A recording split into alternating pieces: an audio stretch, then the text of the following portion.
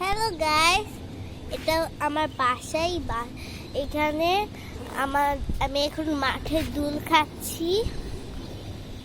এই যে আমি দুল খাচ্ছি, তো আমাকে পানি দিচ্ছে, এখন আমি পানি খাবো।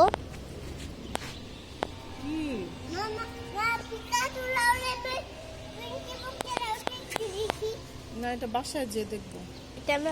তো এখানে আমার ভাই, আমার মা, আর এখানে আমি বসে দুল খাচ্ছি। তো আমার একটা সাইকেল আছে, তো ওই সাইকেলে এখন আমরা চড়বো। এই যে সাইকেল, এটা আমার সাইকেল। তো এই যে, তো এখন আমি স্ট্যান্ডটা হচ্ছে